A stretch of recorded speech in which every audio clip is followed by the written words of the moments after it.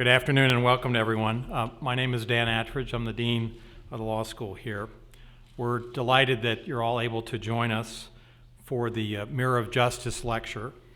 This annual lecture series was inaugurated in 1989 to honor Mary under her title, Mirror of Justice. Some of you may even know that our law school chapel bears that very name. So today's lecture, as it has through the years, really has a special significance for all of us. The lecture series is intended to recognize and encourage lawyers and scholars, such as our speaker today, who can clarify and advance the pursuit of peace and justice through the law. This year, the lecture will be given by Professor Drinan, who we are very proud to say is a member of our own law school faculty. Professor Drinan will be introduced by Jennifer Bruneau, who's one of our students. Jen is the president of the St. John Paul II Guild of Catholic Lawyers. Please join me in thanking Jen for her organization's sponsorship of today's event. Jen?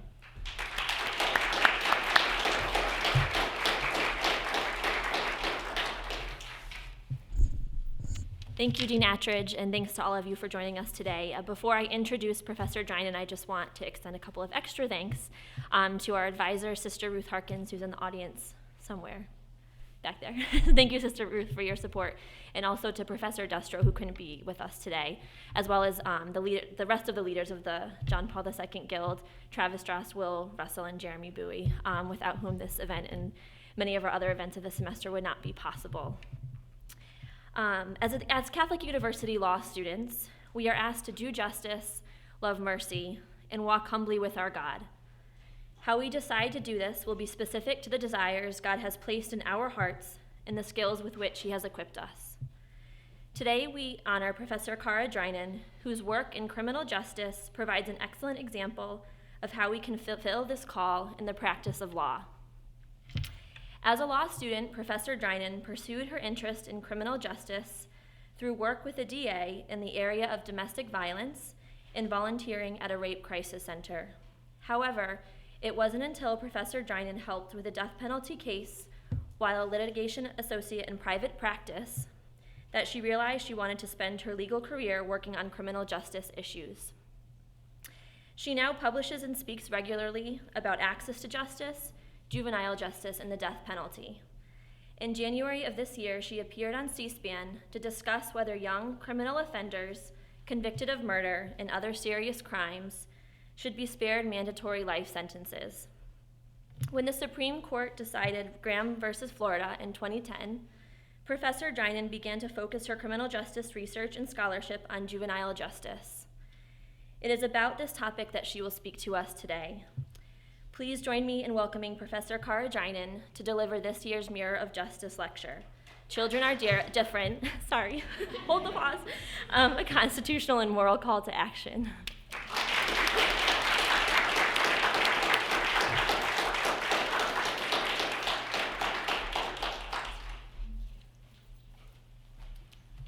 Thank you, Dean Attridge. Thanks, Jen, Guild members, and all of you who've taken the time to be here today. It's my honor and my pleasure to join the company of other accomplished lawyers and scholars who've received this award in the past. Consistent with the mission of the Guild, I'm going to talk to you today about the intrinsic value and dignity of the human person. In particular, I'm going to discuss how our criminal justice system and the many ways in which it has come to dehumanize our nation's children. Let me begin with some facts about our criminal justice system in general, facts that may be familiar to you. More than 2 million individuals are behind bars in this country. That's as compared to approximately 300,000 individuals in the 1970s. So mass incarceration in America is a recent phenomenon. 1 in 99 adults are living behind bars in America. 1 in 31 adults are under some form of correctional supervision. We have the highest rate of incarceration in the world, and with only 5% of the world's population, we have 25% of the world's prison population. We are the world's largest jailer. Because of our correctional practices across the country, prisons and jails are at capacity or in some cases far exceeded. Mass incarceration has had a particularly devastating impact on poor communities and on people of color. For example, as of 2001, 1 in 6 Black men had been incarcerated. If that trend continues, 1 in 3 Black males born today can expect to spend some portion of their life in prison. These facts may be familiar to you as mainstream media have begun to pay consistent attention to these issues. Particularly in the wake of the Great Recession, politicians from both sides of the aisle have looked for ways to reduce corrections expenditures. There's a less well-known subplot to this story, though, that I want to focus on today, and that's the subplot of children in our criminal justice system. In the 20th century, America went from being an innovative leader in juvenile justice policy to an extreme outlier in its juvenile sentencing practices.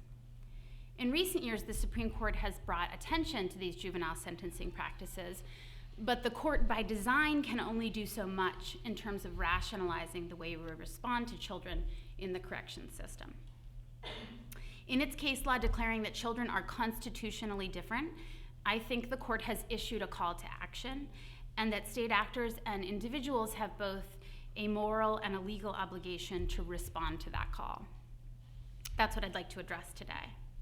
So let me give you a roadmap of my talk today. If you have me in class, you know I like roadmaps. So first, I want to paint a picture of juveniles in the American criminal justice system, excuse me, with some facts and figures. Second, I'll highlight what the court has done in recent years to rein in excessive state sentencing practices. And third, I'll talk a little bit about what remains to be done and who can do it. So as I said, let me begin with kids in the criminal justice system. Historically, the United States has been a leader on this front. The first juvenile court was created in Illinois in 1899, and quickly thereafter, every state in the Union followed suit and instituted a juvenile court. Prompted by progressive-era reformers, the early American juvenile courts shared several notable features. They shared a degree of informality relative to adult criminal court proceedings, great discretion afforded to the sentencing judge, who was really able to tailor the intervention to each child.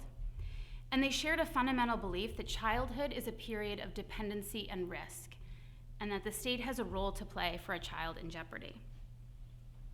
Developed countries around the world have installed juvenile justice systems modeled after that American juvenile court one. Unfortunately, over time, we went from being a leader on this front to an international outlier in our harsh treatment of juveniles. So how did that happen? That's a huge question. It's actually part of a larger question about how we became the world's largest jailer. I'm happy to discuss that during Q&A if folks are interested in that larger question, but let me just briefly explain that trajectory. By the late 20th century, American juvenile justice had shifted from this progressive era notion of childhood as a period of dependency to a posture of fear and containment. And that was due to a few factors. First, in the 1990s, criminologists predicted a wave of juvenile super predators. They also predicted skyrocketing homicide rates. As I'll mention in a moment, those predictions turned out to be wrong, but by the time those theories had been debunked, the damage had been done. Around the same time, state laws shifted to expose children to ever harsher procedures and punishments. Transfer laws made it increasingly easy to move a child from a juvenile court proceeding into an adult court. And in general, state and federal governments moved toward determinate sentencing schemes. So this created the perfect storm for juveniles, right? It became increasingly common for kids to end up in adult court, and once there, they were exposed to adult mandatory minimums. So where are we today? Over 2 million juveniles are arrested each year. The bulk of those cases are heard in juvenile court. Sorry, I'm having a hair malfunction. The bulk of those cases are heard in juvenile court, but about 10% of them are dealt with in adult court. On any given day in this country, approximately 70,000 juveniles are in some form of detention. Each year, approximately 200,000 people under the age of 25 leave a correctional facility, and they have to attempt to re-enter society. Just like adults, those children or those young people convicted of a crime face a number of potential collateral consequences. Disqualification from public housing, lost educational opportunities, limited employment opportunities, and juvenile convictions can be used to enhance sentencing in the future. So, for example, in some states, a juvenile conviction may count as a strike under a three-strike law. Until 2005, the United States was the only developed country in the world that subjected children to the death penalty, and today we are the only nation that employs juvenile life without parole. Juveniles in adult prisons have the highest rates of suicide and physical and sexual assault because of their physical and mental vulnerability. So that's the problem. Let me turn now to discussing what the Supreme Court has done regarding this problem in recent years. By the turn of the 21st century, a nascent consensus had emerged regarding the broken nature of our juvenile justice system. Crime rates for years had been in steady decline. As I mentioned, the criminologists' predictions of a juvenile superpredator had been debunked. Social and brain science had illuminated the ways in which juveniles are less culpable and more amenable to rehabilitation. And studies had shown that incarceration actually has a criminogenic effect on youth. As Professor Elizabeth Scott explains, by the early 21st century, there was a marked dissipation of the moral panic of the 1990s, and lawmakers and politicians from the Supreme Court to big city mayors appeared ready to rethink the punitive approach of the 1990s. And indeed, the Supreme Court did exactly that. So, beginning in 2005, the Supreme Court took up a series of cases: Roper versus Simmons, Graham versus Florida, and Miller versus Alabama. In these cases, the court began to define the outer limits of permissible juvenile sentences and procedural requirements for the most serious juvenile sentences. This line of cases proved to be truly revolutionary, but it didn't necessarily begin that way. So as I said, it began in 2005 in Roper versus Simmons. And in Roper, the court held that the Constitution forbids the death penalty for juveniles. Methodologically, the Roper decision was not novel. The court employed its traditional proportionality analysis in the death penalty context. It asked whether the practice of executing juveniles comported with evolving standards of decency. And as part of that analysis, it looked at what the court refers to as objective indicia of national consensus, right? Namely, state legislative enactments. So based on this data, the court in Roper concluded the majority of states had outlawed juvenile execution, and even in those states where death penalty for juveniles remained on the books, juries rarely imposed it. Based on this analysis and its own judgment, the Roper court found that society views juveniles as categorically less culpable than the average criminal, and therefore the death penalty was a disproportionate punishment. In 2005, the year of the Roper decision, the United States, as I mentioned, was the only developed country in the world that subjected children to the death penalty. So in that sense, the decision was significant, but in terms of mechanics and Eighth Amendment jurisprudence, the decision was unremarkable. In 2010, however, in Graham versus Florida, the court fundamentally changed its approach to at least some Eighth Amendment challenges. Terrence Graham had been sentenced to life without parole for armed burglary at the age of 17. Because Florida had effectively abolished parole in the 1980s, his sentence meant he would die in prison. He argued that his sentence was disproportionate and violated the Eighth Amendment cruel and unusual punishment clause.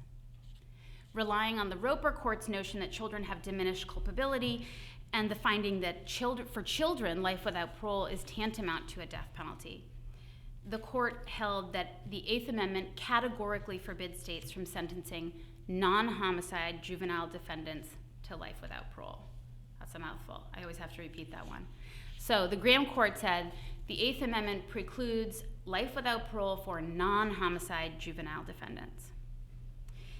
Even though that decision impacted only approximately 120 inmates nationwide, it was a huge break from Eighth Amendment precedent. Prior to Graham, the court had not invalidated a custodial sentence, and by that I mean a non-death sentence. The court had not invalidated a custodial sentence since its decision in 1983 in Solon v. Helm. So in those nearly 3 decades between Solomon and Graham, the court examined lots of other proportionality challenges involving equally draconian sentences, and it rejected the inmate's challenge in every sentence. And the court made this break in Graham because the court was dealing with children, and with children who had committed non-homicide crimes, no less. Rejecting life without parole for inmates like Mr. Graham, Justice Kennedy wrote for the Miller Court, Terrence Graham's sentence guarantees he will die in prison without any meaningful opportunity to obtain release, no matter what he might do to demonstrate that the bad acts he committed as a teenager are not representative of his true character, even if he spends the next half-century attempting to atone for his crimes and learn from his mistakes. The state has denied him any chance to later demonstrate that he is fit to rejoin society based solely on a non-homicide crime that he committed while he was a child in the eyes of the law. This, the Eighth Amendment does not permit. The Supreme Court itself had acknowledged in Graham that its decision applied to, as I said, a relatively small number of inmates nationwide. At the same time, there were approximately, in 2010, approximately 2,500 inmates nationwide serving life without parole for a juvenile homicide offense.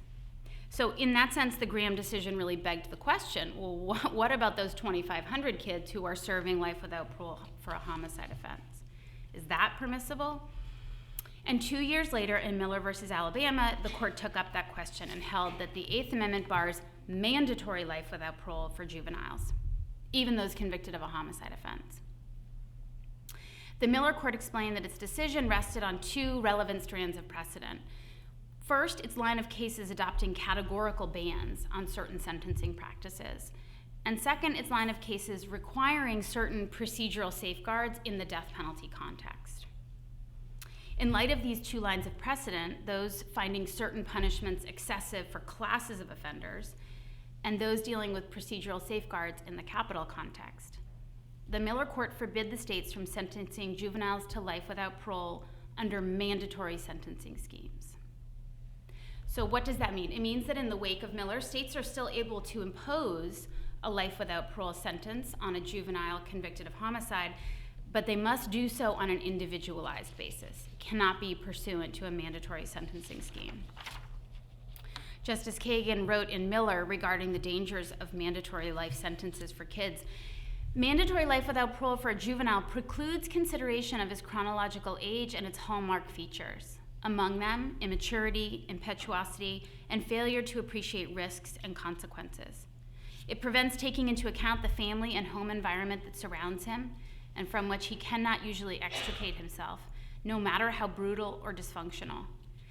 It neglects the circumstances of the homicide offense, including the extent of his participation in the conduct and the way familial and peer pressures may have affected him. Indeed, it ignores that he might have been charged and convicted of a lesser offense if not for incompetencies associated with youth. For example, his inability to deal with police officers or prosecutors. And finally, this mandatory punishment disregards the possibility of rehabilitation, even when the circumstances most suggest it. These 3 cases, Roper, Graham, and Miller, together stand for the proposition that children are constitutionally different and state sentencing practices must reflect that fact. Further, these cases did more than cabin what the states can mete out in terms of sentences. Right? These cases were a clear indictment of what had become widespread juvenile sentencing practices.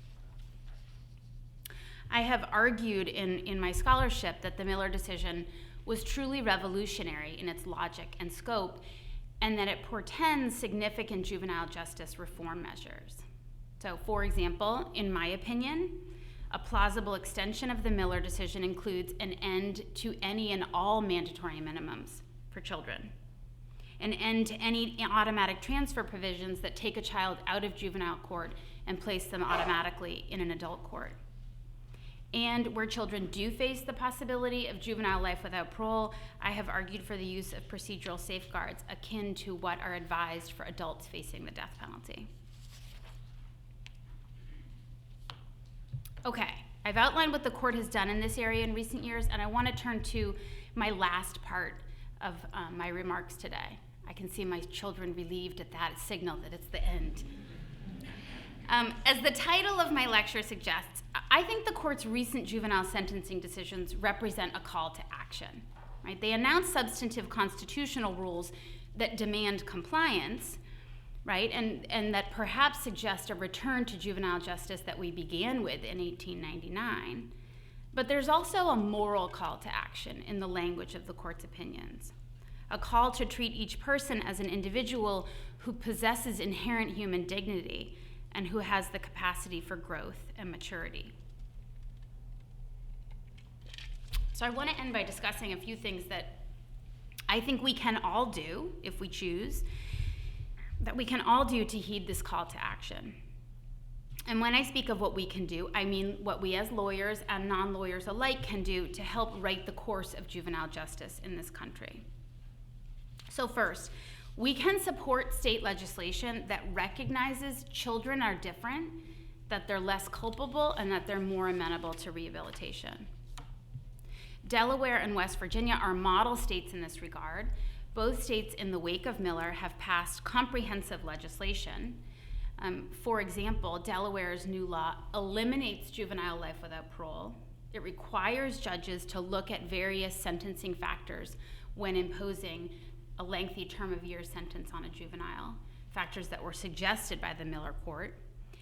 And it requires periodic review of even the harshest sentences. So even children who are sentenced to 75 years, under the law, they're required to have a periodic reassessment.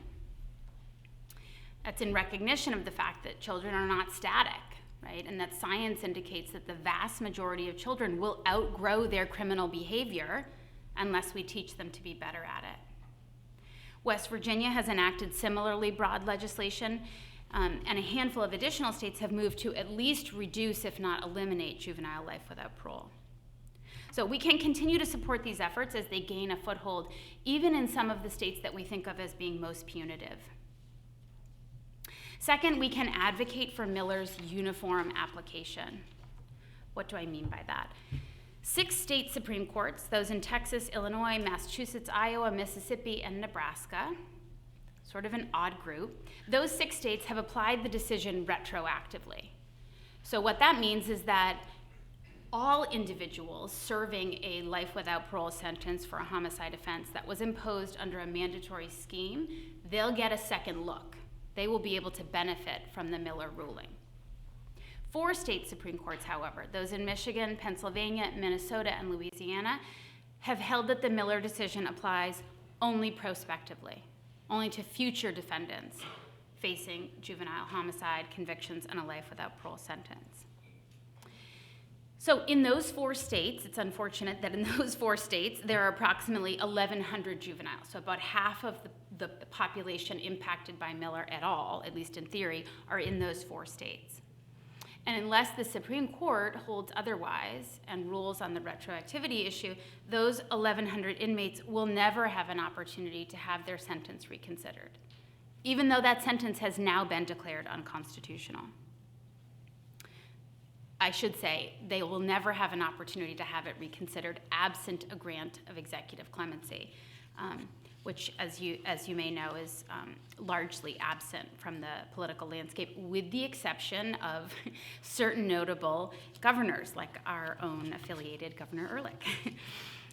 So I think that the Supreme Court will eventually take up that issue of retroactivity. Because there is this split, there's also an emerging federal court split on the retroactivity question, but the court has shown no appetite in the recent 2 terms, at least, to take the issue up. In fact, it just denied cert this fall on that very question of Miller's retroactivity. So it's likely that it's waiting for it to percolate up through federal habeas litigation. Until then, I've written about a way in which executive actors can respond to this dynamic, and I've suggested that states put in place what I call Miller commissions, essentially executive commissions specifically designed to examine the validity of extreme sentences for juveniles. So at a minimum, the charge of these Miller commissions would be to identify within each state all of the inmates who are within the purview of the Graham and Miller decisions, to identify a range of appropriate sentences for those inmates, and to make recommendations to the governor regarding each inmate. This will ensure even-handed application of constitutional law across the country, and it will give juveniles relief under Miller in probably the most efficient way. Lawyers can aid in the creation and administration of this process, and citizens can support its rational use and not exploit it or tolerate its use as political fodder. Third, we can insist that children be treated as children even when they are in the criminal justice system. This means a number of things. It means ensuring that counsel representing juveniles have appropriate experience and training for that role. It means that we recognize and take seriously what juvenile life without parole looks like. Justice Kennedy wrote about life without parole in the Graham decision. Life without parole is an especially harsh punishment for a juvenile. Under this sentence, a juvenile offender will on average serve more years and a greater percentage of his life in prison than an adult offender. A 16-year-old and a 75-year-old, each sentenced to life without parole, receive the same punishment in name only. This reality cannot be ignored. Indeed, it cannot, and we should only be imposing a life without parole sentence, or for that matter, a 60-year sentence in a juvenile case where no alternative will suffice, and only after employing enhanced procedural safeguards. Finally, treating children as children in our criminal justice system means that we remain vigilant about the modes of incarceration for juveniles, that we reject juvenile solitary confinement, that we refuse to turn a blind eye to the dangers, the physical dangers of locking up children in adult facilities, and that we insist upon programs to help those who are coming of age in prison develop skills for survival on the outside, not just the inside of a correctional facility. Finally, if we choose to heed this constitutional and moral call to action, we can remind people serving extreme sentences for juvenile offenses, even for extreme crimes, we can remind them that they have not been forgotten and that they are not deemed expendable.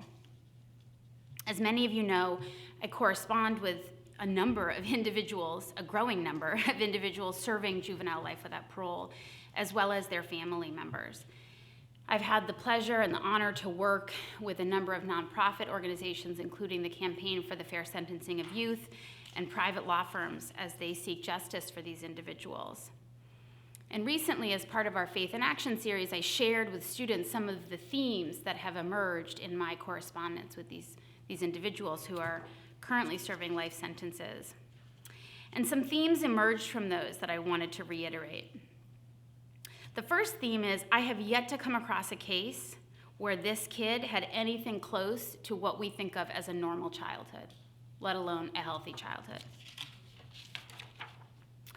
These letters reveal people who are really smart about what's wrong with our criminal justice system, even if they can't articulate it in a constitutional way.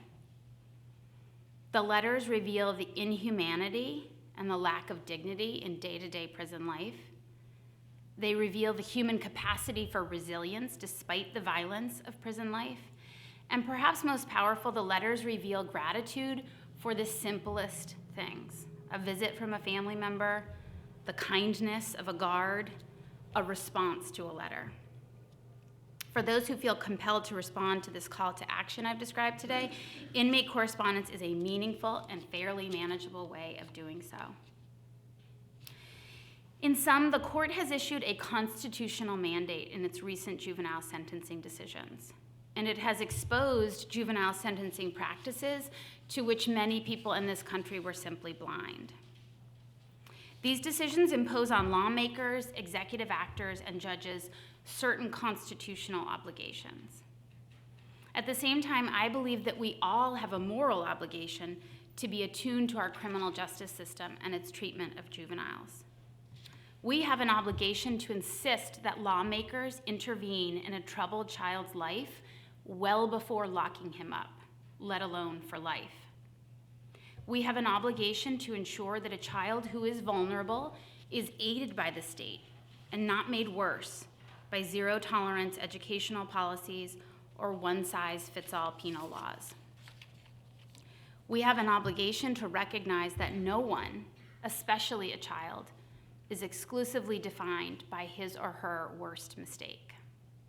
The Supreme Court has invited us to engage with these issues Our humanity demands that we accept that invitation.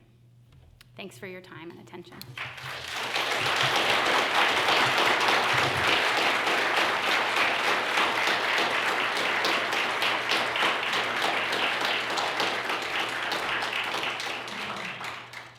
So I'm happy to take questions. I hope there are questions.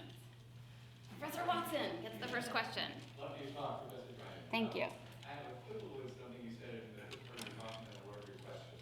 My quibble is you said Roper and Simmons was unremarkable as a matter of its methodology, but the court, though, did cite international law, international human rights law, of course, it was within the International Covenant on Civil and Political Rights, the Universal Declaration of Rights. I don't recall whether it cited the Rights of the Child Convention, which were not part of it, but we have signed it. Again, my quibble is, doesn't that suggest something sort of unique about that case of methodology? My question is, did the next two cases follow that methodology? I don't know whether Graham or Miller did. And my comment is, isn't there also a sort of international human rights convention to your call the rest? And in particular, would ratification of the Rights of the Child Convention advance the cause of the Okay, so I'll just answer in the order that the quibble, the question, and the comment. So say that 3 times fast. So the quibble, we don't have a quibble on that. I absolutely agree with you that it was, that is a somewhat remarkable component to the decision. I guess from an Eighth Amendment methodological standpoint, it's not, right? I mean, after Graham, the dissents were saying, death is different, no more, right? So when I say unremarkable, I mean in terms of radical methodological shift. You're absolutely right, it's controversial in the sense that Roper looked to international law and certainly international practice. But the court in Roper was very careful to say, well, of course, what we've done here is interpret the United States Constitution. All we're doing is finding confirmation in international practice, right? It gives this sort of dismissive language.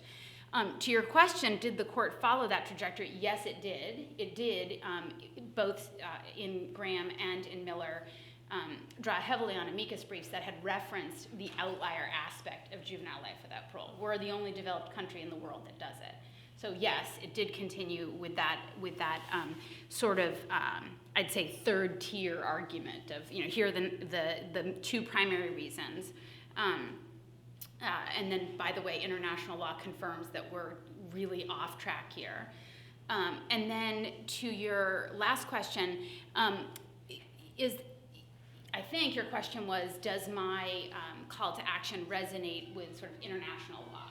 And would ratification of the Rights of the Child Convention advance your I'm sure it would. I mean, I guess my immediate reaction to that is that ever going to happen? I mean, you're the international law person. My instinct is no, right?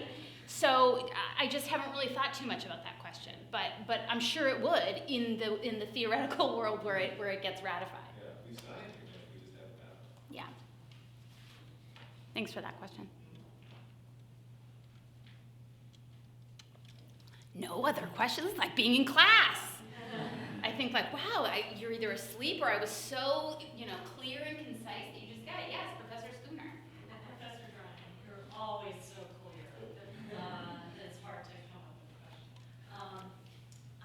Help me with the political dynamic in this question. I just don't understand the politician or policymaker that says we got to put kids in jail. I mean, I don't understand the states that didn't respond to Graham the way the first group that you mentioned did. Right. So, I mean, I think what you have to do is kind of think about a few basic fundamental political principles, right? Which is, number one, nobody wins elections by saying, let's let people out of jail, right? Let's give a second look to people who were convicted of really heinous crimes, right? That's just a reality. So that's an uphill battle from the get-go. Because by the time that happens, they're no longer kids. Exactly. And in fact, that's exactly right. And so if you look at a state where they did say, where the Supreme Court in Massachusetts, my home state, said, this is a retroactive decision. We're going to give a second look to juveniles serving life without parole. Well, you see these guys at a parole hearing and people are reading the Globe like, that's the kid who we're thinking about giving a second look to. So it's a tough sell politically, but I also think that, in the 90s in particular, this idea that you do the adult crime, you get adult time, really took hold, and that's a pervasive and in some ways legitimate belief, right? I mean, I think it's hard to look at some of these instances where these kids have committed truly heinous crimes and say, well, we'll have to go easy on them. Now, I don't think it's an either-or proposition, right? And there are lots of models of sort of what they call hybrid adjudication, where you're in a juvenile court, but the upper limit of what sentence is possible is broader than it might otherwise be. But I think a lot of people think if we don't give them the adult time, then we're essentially just, giving them a pass. In that same line of reasoning, it seems that it's not just less sentencing across the board, but more, as you spoke earlier about the early juvenile court system, where judges had the discretion to say, we're not just going to do what the statute says, we can tell you something else that's more appropriate, and maybe even more decreased second chance offenders and things like that. Yeah, so I think that's right. Part of it is maybe this return to giving judges discretion. I actually have very mixed feelings about giving judges discretion. Part of me thinks that judges' hands are tied by determinate sentencing schemes, and that's a bad thing. But in 39 states, some or all judges are elected. And that's troubling because, you think about a case like Terrence Graham. When his life without parole sentence was imposed, the prosecutor in that case had asked for a 5-year sentence, and the pre-sentence investigation report, which is done by the state, recommended a downward departure and 3 years. And the judge said, you know what? You've had a chance. You were given probation the first time around. You're a screw up. I'm imposing the max under law, which is life without parole, even though the state was asking for the minimum. So, I have mixed feelings about whether giving discretion to judges, given where we are in terms of elected judges right now, that kind of leeway. It can cut both ways. Hi, yeah, Stacey. Professor Bruston, I should say, just to be consistent. Yeah. I was just wondering do you have thoughts on why the Supreme Court didn't address retroactivity? I mean, obviously this was a very predictable question. I don't know if it wasn't raised or if those who were advocating may have been worried that we're trying to tread new territory and we're not going to go too far. Right, so the fact that the court was silent on the retroactivity question in Miller itself is sort of the number one argument made by people who say it's not retroactively applicable, right? That the court would have said, and by the way, this is retroactively applicable. The two leading arguments that it is retroactively applicable are as follows. Number one, it's a substantive rule, right, that removes an entire class of punishment from the table, right, takes it off the table. Because it's substantive and not just procedural, it has to be retroactively applicable. The second, though, goes to the question of the court's silence, and that is that there was a companion case. Contrell Jackson's case was the companion case to Evan Miller's case in Miller versus Alabama, and his case had come up through state habeas litigation. And because the court said that its decision applied to Jackson as well as Miller, by definition, many argue that the court exercised and was implicitly announcing that the decision was retroactively applicable, right? Because otherwise it would have no authority to be intervening in those state habeas proceedings. So, I mean, there's no question the court's going to have to take this up, and you're right, it would have been nice had they headed it off. Yeah. A question about what you said in terms of training attorneys to work with juveniles. Yeah. There's been some talk in the DC juvenile court about doing some social work training for probation officers and moving some sort of social work background for probation officers. What would you see the training look like for attorneys with juveniles? Yeah, so I think, part of the issue for attorneys is, number one, recognizing that children are not just small adults, right? Right? And that, so things like interviewing, speaking to opposing counsel, appearing in a court. I mean, all of the things that in many ways lawyers should be doing for all of their clients really need to be done on a heightened basis when you have a juvenile client. So that's one thing. The other piece of it is that I mentioned that I think that enhanced procedural safeguards are needed when children are facing these kinds of extreme sentences. So for example, the ABA guidelines for death penalty practice require that there be a mitigation specialist who's working with the attorney, right? Because the attorney can't do everything, as we all know, right? And so I think that's another piece of it, that the attorney at least has to be trained in the basics of what would an adequate social history report look like? What attributes are helpful as mitigating factors to a jury, and which ones are hurtful? I mean, youth in itself can cut both ways, and an attorney, I think, has a really difficult strategic call to make, because, you know, some of the cases you'll look at and you see at sentencing, the juvenile defendant's lawyer is putting on youth and the attributes of the juvenile as a mitigator, and the prosecutor stands up and says to the jury, if this is what this kid is doing at 16, God only knows what he's doing at 22, right? So I think there are lots of issues that counsel representing juveniles need to be trained and attuned to. Yeah. Is there a specific age range that life-without-parole has been applied to in the states that you still have? I assume you mean, is there a lower limit, or? Like around what age juvenile? So the average juvenile serving life without parole is sentenced at 16 or 17, but in some of the states where these mandatory sentencing schemes, right, it's the combination of a kid gets transferred to adult court, and once there is exposed to the mandatory minimum, which in some cases is life without parole. In some of those states, there was literally no minimum for the transfer of that kid to adult court. So theoretically, you could have a 7-year-old transferred to adult court and then exposed to mandatory minimums. Empirically, that's not what happens on a regular basis, but yeah, it tends to be mostly 16, 17-year-old males. Thought that was a question from William, but I guess not. Yes?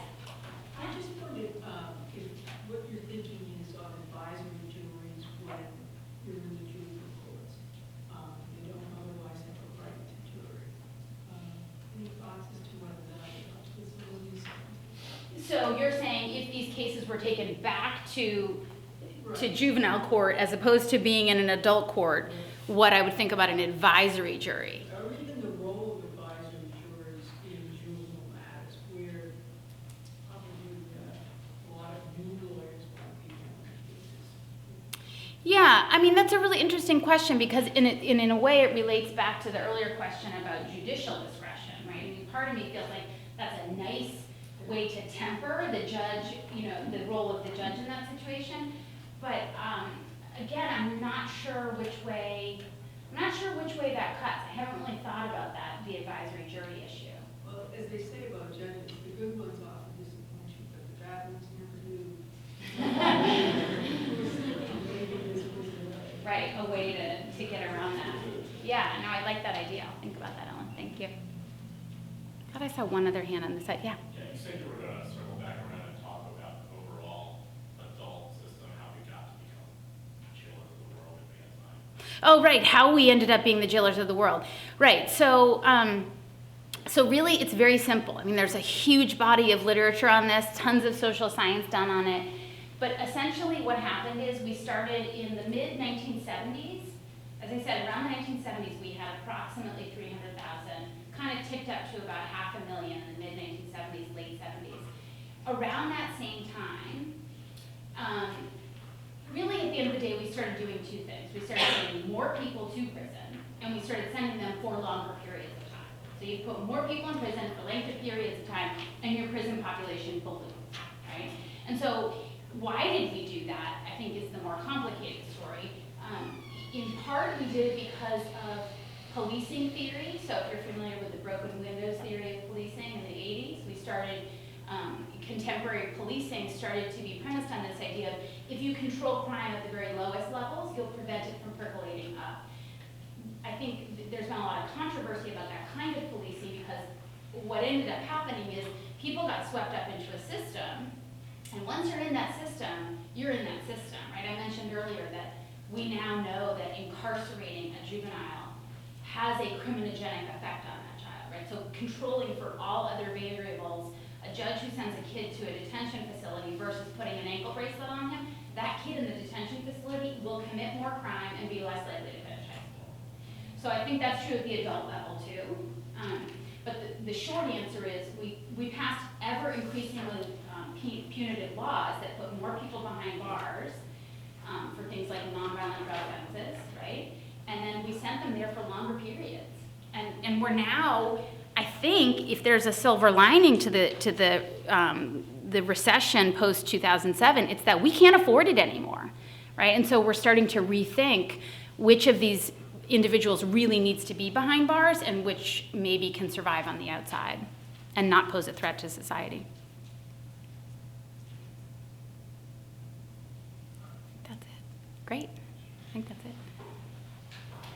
Thank you, guys.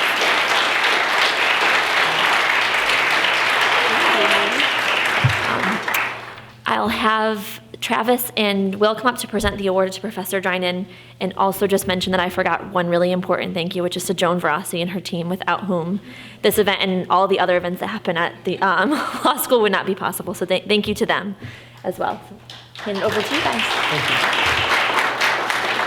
you. Very briefly, the 2014 Mary Mirror of Justice Award, Tara Drinan.